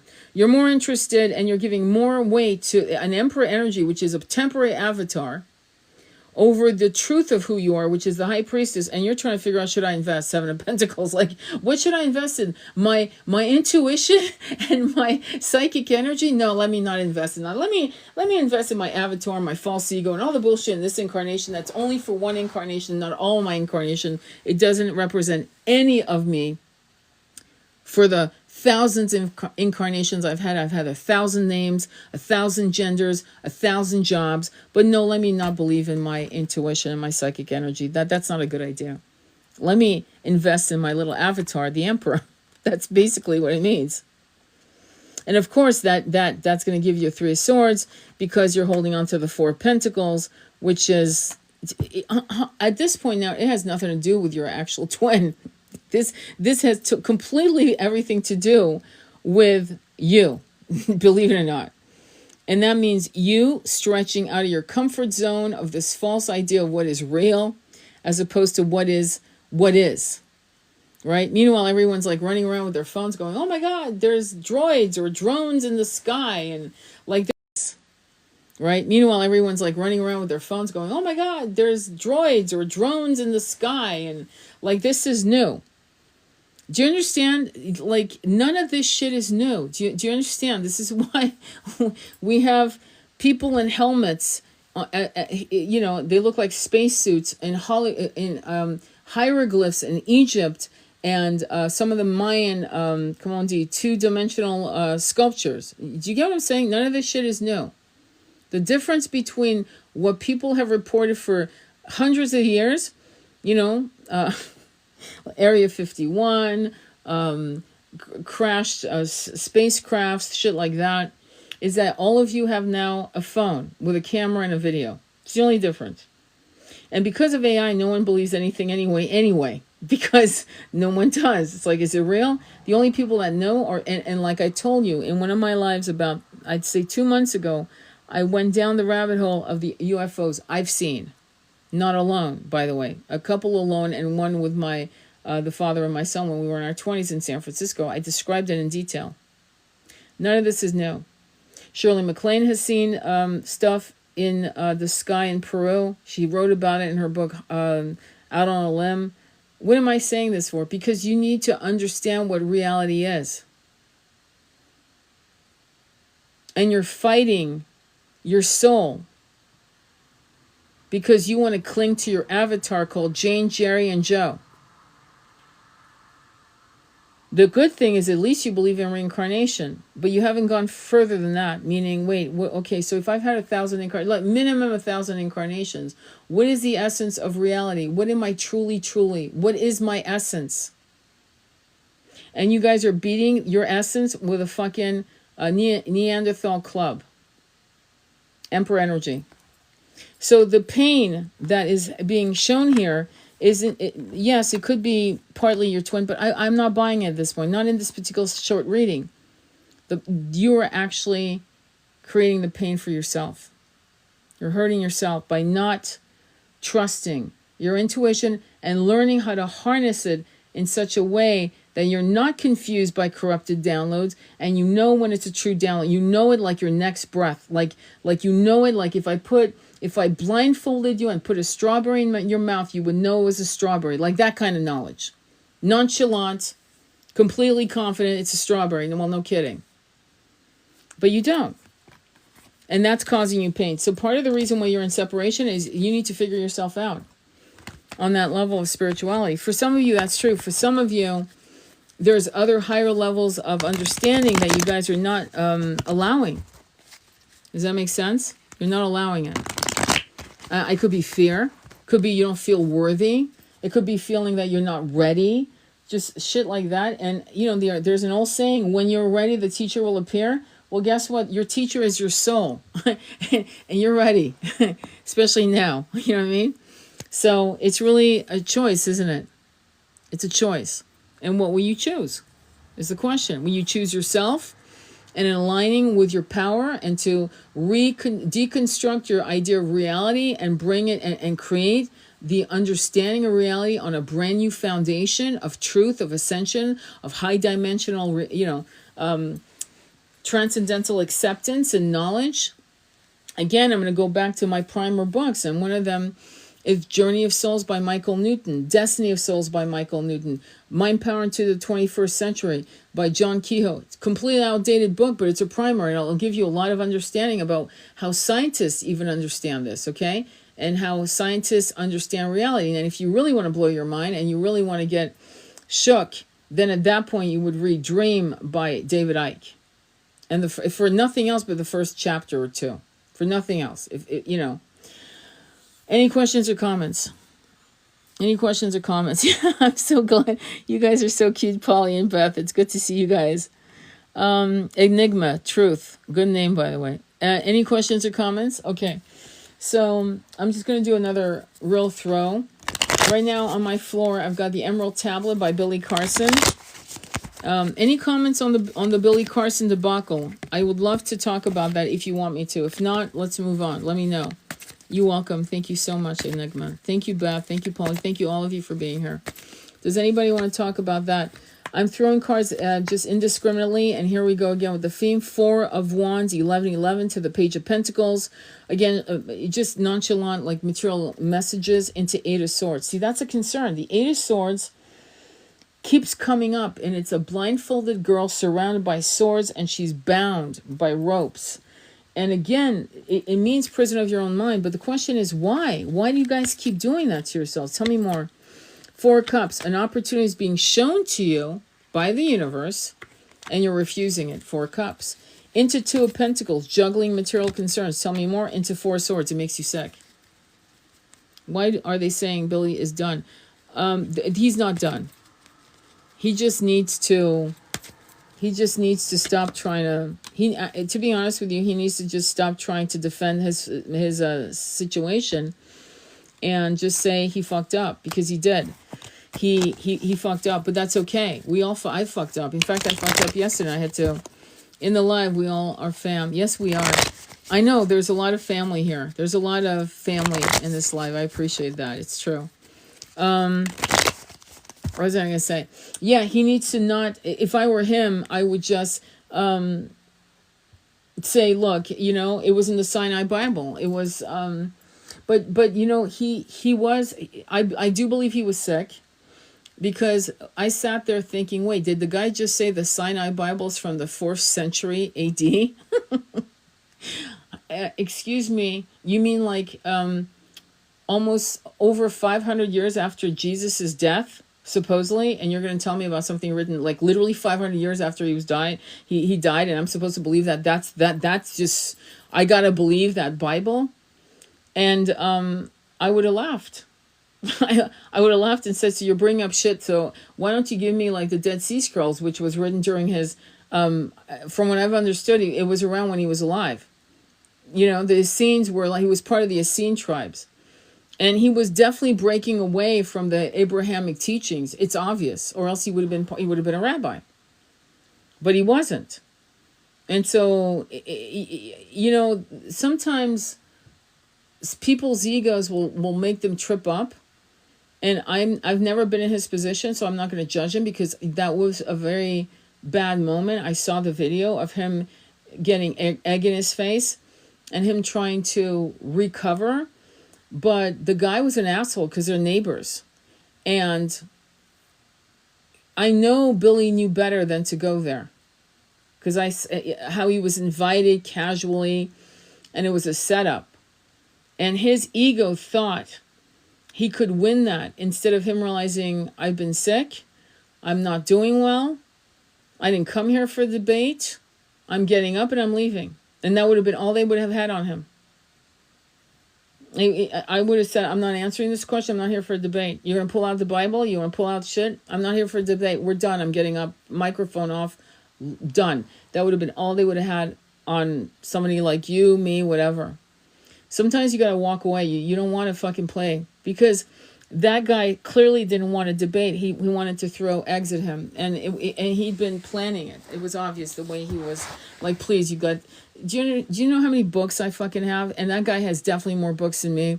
He just happened to have the book right behind him, right behind his left shoulder or right shoulder, whatever it was. Hey, come on, give me a break. I got books stacked on top of books.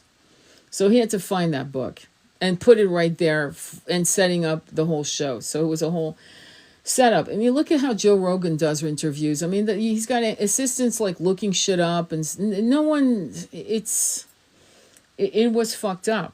But the problem is that the guy, Wes Huff is his name, Wesley Huff. When you look at him, he's not a man of integrity, of honor. You can look at him, look at his eyes, and see that he's got, anyway, enough with that. But the fact is that even though he knows that their 12-year-old child was being threatened, he still resold the video again and again and again and again. I saw it. He was rehashing it under his YouTube channel. I saw it. And other people that, downloaded it, and he should have, resisted that. And again, it shows, and I'm just going to be straight up, and I'm really not here to be politically correct, as you well know by now, is I feel as if when a person's child is threatened, game over. Like you pull your videos. If Christians are going to act like animals towards a man who made a mistake, we've got politicians who make mistakes every fucking single day. We've got insider trading with senators, and no one's doing anything, but they're going to go after a guy who made a mistake on a Bible, on a line. And yes, it was a mistake where, but there's a lot of data with the Shroud of Turin that talks about the fact that, they did carbon dating in 1970 something. I forgot the date, but it's a book. It's by a German scholar, and the book is called Jesus Living in India. And you can look that book up, and it's a German name. It's a German scholar. Where was my book? I don't know. Somewhere here in these shelves, downstairs, upstairs. I have no idea where it is, but I didn't come prepared. Did you notice? But in the book, it does prove that the Shroud of Turin was carbon dated.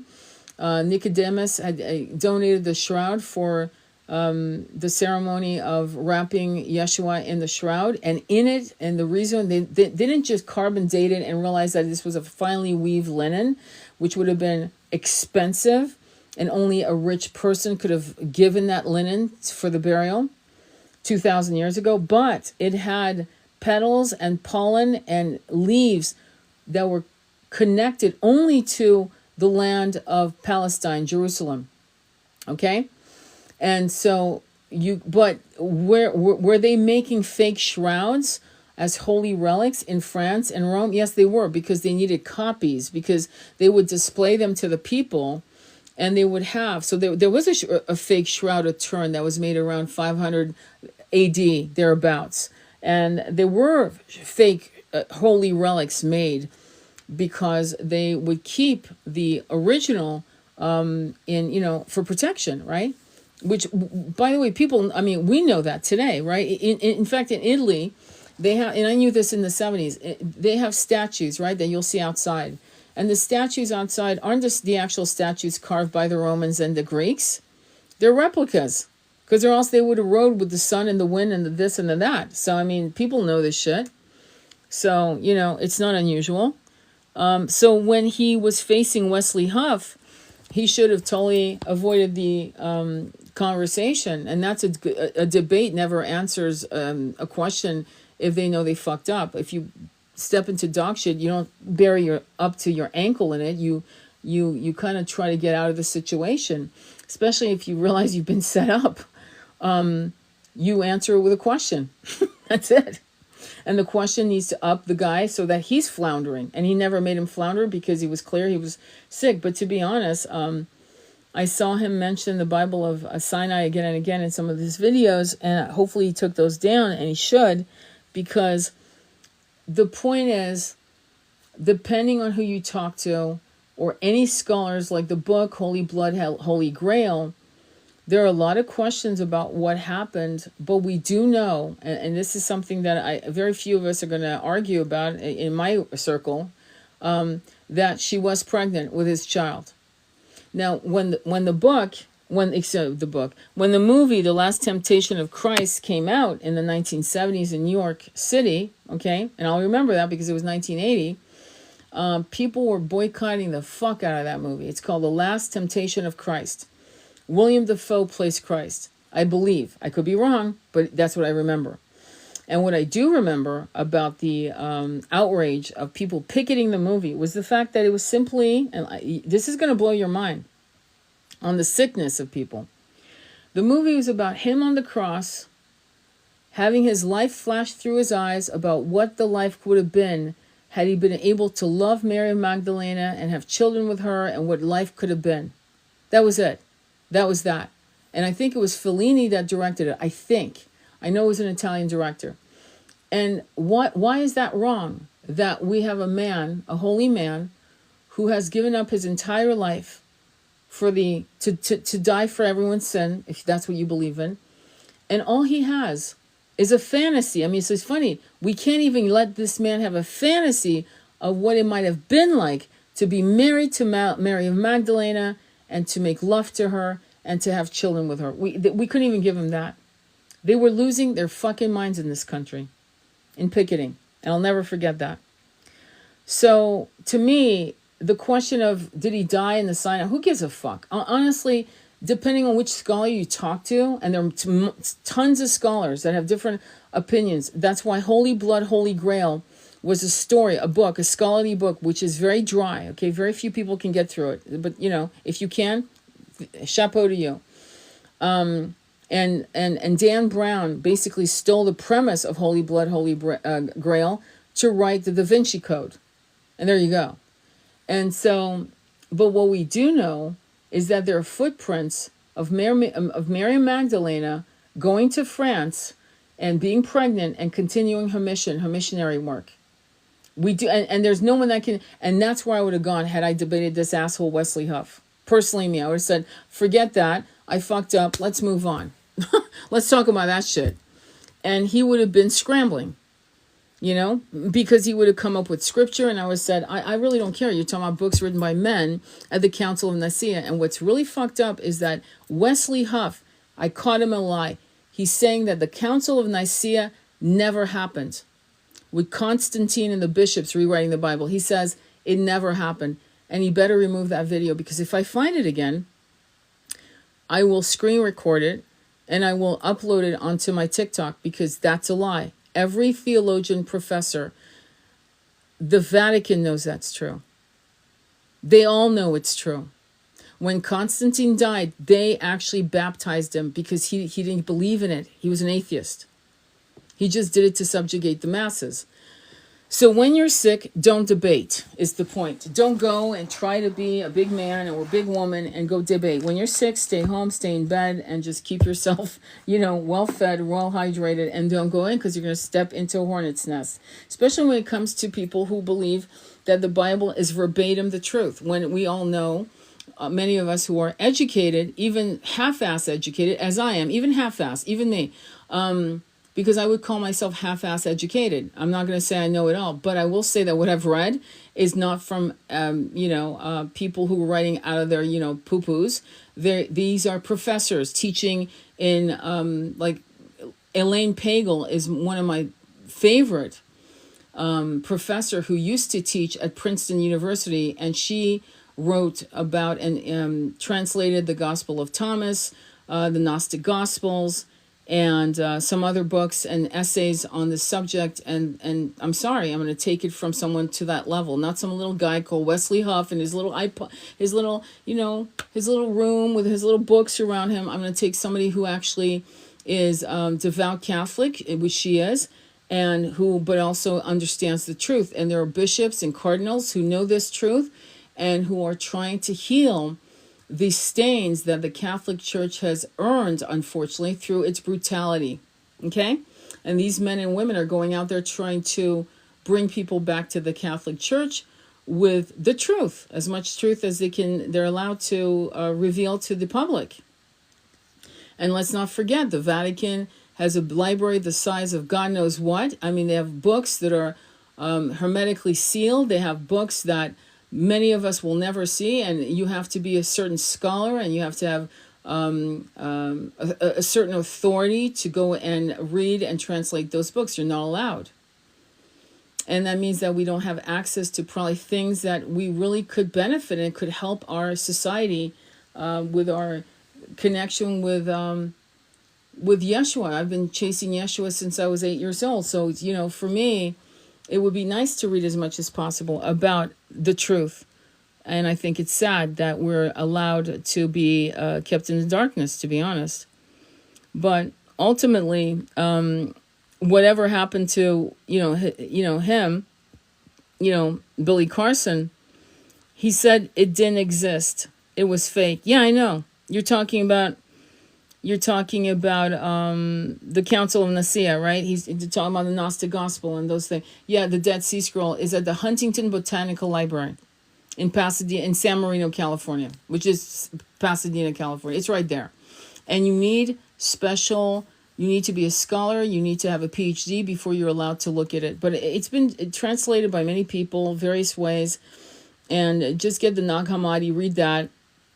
And everything we know about Constantine is true. So it's historical. It's written about. I don't know what he's talking about. But Wesley Huff is just banging the drum of these arrogant, uneducated. He's uneducated, because if he was educated, he would know what these bishops and cardinals know. And he would know what these theologian professors in these Ivy League schools from Oxford to Cambridge to Harvard to Princeton. And he doesn't. Which makes him ignorant, because he's only reading certain things and not all of those things. He's not. It's almost like reading American history and just going into 1776 and stopping at the Civil War. Well, that doesn't give you the whole history, does it? That's like a stupid thing to do, but that's exactly what he's doing. Wesley Huff he's read a certain 150 years of a history, and he's not made any effort to read the rest. It's like reading a book halfway and going, I know the book, I read it. Yeah, but you don't know the ending of the book. You've never read the end of the book. So you don't know the whole story. You only know what you think you know. And that kind of arrogance, to be honest, I think is irresponsible, and it's incredibly toxically arrogant. And I just feel like, and he's going to get his little people running around. He doesn't have a Doc Holliday saying, dude, you're fucking up. He doesn't have a Doc Holliday. He's got yes men and yes women. And you never want to have that. If you're a good leader, you always have people who are going to tell you when you're a mess. He's just paraphrasing things. I don't even think he's paraphrasing. I think he's parroting. Paraphrasing gives the impression that he actually knows some of the things he's talking about. I think he's parroting. and he's mindless. And I feel like Billy Carson had a petty tyrant in Wesley Huff. Didn't see him. Didn't trust his feelings.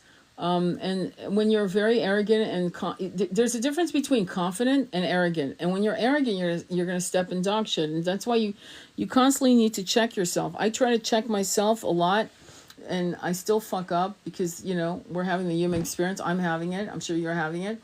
But you constantly want to, and I still fuck up because, you know, we're having the human experience. I'm having it. I'm sure you're having it. But you constantly want to check yourself and make sure, am I going the right direction? Am I fucking up? Was this fair? Was I unfair? Am I lying to myself? Am I delusional? How can I make sure I'm in the truest path for myself? Considering that everything's being filtered through my little 3D brain with an egoic monkey brain that wants to win and doesn't want my soul to thrive. With that all said, it's a lot. It's a lot. And that's why many of us go into depressions and this and that and the other. It's not easy being, you know, having the human experience. But anyway, I'm going to let you go. I want to thank you all for being here. I will go ahead and upload this live. Hopefully it's not going to be skipping and whatever. Please follow me on my YouTube channel. I have a new Instagram that's linked onto my TikTok, my link tree, but honestly, I'm not a big fan. I'm not into Meta. I don't want to give these people money. There is a new app that's coming out called Neptune. I'll let you know all about it as soon as I have more information. I'm really excited that we're getting new people, you know, coding some new apps so we can have freedom of choice. I've been promising you Rumble. As soon as I'm really established with Rumble, I'll put it on my link tree. Try to get on my mailing list on my link tree. If you can't, DM me. If you want a reading, please go on my link tree on my website. If you want an Akashic reading, a twin flame reading, a tarot reading, hypnotherapy session. I've been trained by the Michael Newton Institute. But, you know, connect with me directly. If you don't hear from me in 3 days, I've been having problems. I don't know why. Feel free to hit me up and DM me on my TikTok, but try to find me on my YouTube channel and follow me there, because all my lives I upload, and I'm trying really hard to also upload all my content. Like 12/12, I uploaded it on my YouTube. My other thing, I'm going to start downloading and uploading to my YouTube, so you'll see a lot of content, lots. Okay, so please follow me there. Let's keep in touch. Get on my mailing list on my website. Make sure to get on my. You don't have to book a reading to get on my mailing list. Just get on my mailing list so that you know where I'm at. And my email, if you want to email me directly, it's Tony Barca at 144. Yeah, go figure, right? Tony Barca, Barca. Tony's with an I, 144 at gmail.com. You're welcome to. You know, email me directly, but don't ask me questions. You got to book a reading with me. I'm just going to be very honest. The energy exchange is energy exchange. I had somebody try to do an Akashic reading for free. I'm sorry, folks, I don't do that. I have to go into massive saging and meditation, and I prepare. I don't even charge for half of it. Sometimes I meditate 45 minutes before I even call the client to get into to deliver their Akashic readings. Okay, we are going to be teaching a class, me and Andromeda Flame, which we're going to can the class, meaning we're going to pre-record it so you can actually access it at leisure. It's going to be $45. It'll be 2 hours of content on how to create an altar of love and an altar of abundance, and the significance of altars and why altars are so important. I mean, shit, the Catholic Church, they all have altars. Every church, temple, whatever has an altar. Have you noticed? There's got to be something to it, don't you think? Okay, so we're going to teach you how to do it correctly. Eventually, soon after, we're going to be working on a class on tarot reading, on the major arcana and the minor cards. And the reason why we'd like to do that is because it would be good if you guys learn how to read for yourself. We feel like empowering people is important. We will do a class on tantric lovemaking and sex magic, and that'll be another class. So we're going to start like putting together some classes that are going to be really a lot of fun, that are pre-recorded so you guys can access what you want and how you want it, and you'll have lifetime access to it, obviously. And we just ask that you don't share it with the world, so that it's, you use it for you and maybe your girlfriend or your guy friend. And that, what else do I want to talk about? And the tarot card reading, I think is going to be important, because at some point, some of our classes, we probably would do live Zooms. And I'll tell you why, as a accompaniment to the classes, because there's certain things we want to teach you face to face.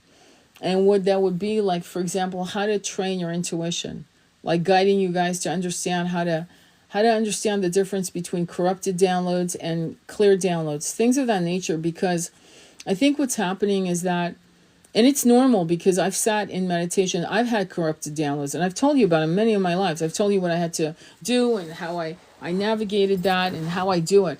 And so now more and more I'm doing, to protect myself in even my own personal meditations, I'm opening the four corners above and below. And that is under my guided meditation. If you go on my guided meditation on my playlist, look down and you'll see, if you scroll down, you'll see opening the four corners above and below. I think the avatar I have is a blue-faced woman. She looks Japanese with a blue face. I think that's the image I have.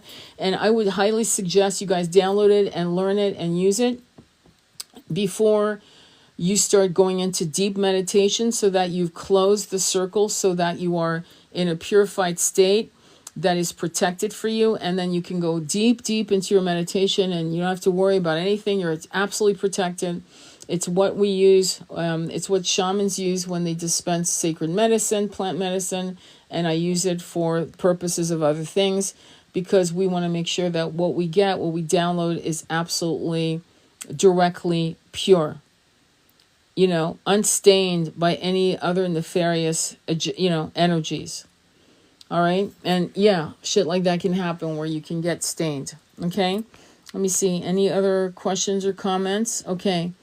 Again, I want to thank you so much for everything, for all that you do. Just